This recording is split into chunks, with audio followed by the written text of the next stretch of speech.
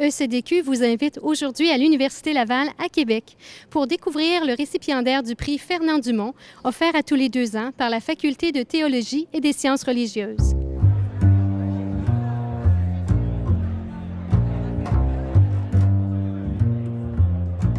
C'est lors d'un repas festif, le 26 octobre, que le prix Fernand Dumont a été remis à l'un des diplômés de la faculté dans le but de valoriser son parcours exceptionnel et servir d'inspiration aux étudiants. Cette année, M. Jean-Claude Filteau est le récipiendaire. Diacre permanent depuis 40 ans et retraité de l'enseignement depuis 2002, il s'est illustré à la Faculté de théologie et des sciences religieuses dans le champ des études bibliques, de l'archéologie et du patrimoine religieux. Pionnier de l'enseignement à distance, notamment sur les ondes de la télévision, il est reconnu de tous comme un pédagogue d'exception. J'ai demandé à quelques invités qu'est-ce qui les édifie chez Jean-Claude Filteau. C'est la personne au complet, avec ce qu'il est, avec tout ce qu'il a fait, de beau et de grand. En tout cas, il y a un leitmotiv, cet homme-là, il y a une synergie, il y a de l'énergie, c'est extraordinaire, je trouve ça fantastique. Puis on vient lui rendre hommage, puis je suis contente d'être ici parce que pour moi, je ne pouvais pas manquer ça. Mesdames, Messieurs, bonsoir et bienvenue à la cérémonie de remise du prix Fernand Dumont. Je suis, avec d'autres personnes, membre du comité des diplômés d'une faculté qui se souvient. Eh bien, le comité a décidé de décerner ce prix à Jean-Claude Filteau pour son œuvre d'éducateur, son œuvre de communicateur. C'est un grand vulgarisateur aussi. C'est un pionnier de l'enseignement à distance et de l'enseignement télévisé. Son cours tourne à la télé, au Canal Savoir, depuis plus de 25 ans.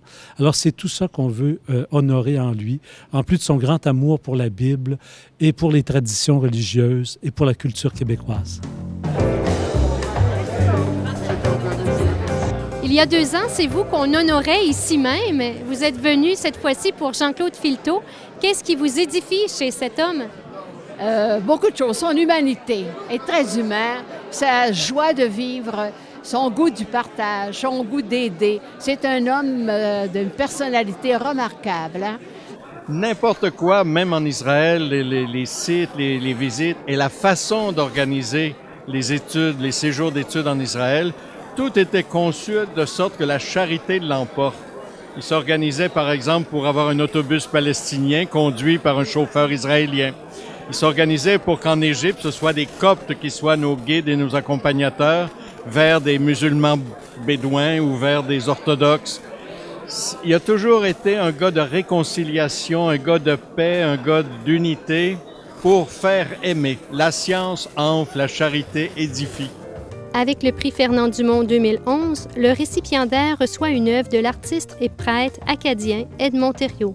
Le prix Fernand Dumont a été créé en 2007 pour honorer la mémoire de Fernand Dumont, qui lui-même diplômé de la faculté, était à la fois sociologue de la culture, théologien et poète.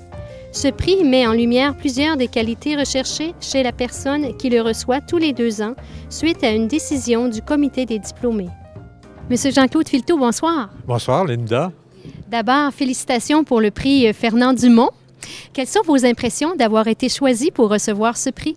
D'abord, j'ai été étonné, tout à fait surpris. Je n'avais jamais pensé qu'un jour mon nom puisse être attaché au nom de Fernand Dumont, hein, ce sociologue si important, qui a joué un si grand rôle pour notre Église à un moment donné, et surtout aux autres personnes qui l'ont eu avant moi aussi. Quand je regarde Monseigneur Couture, Sœur Cécile Girard, j'ai été étonné lorsqu'on m'a appelé.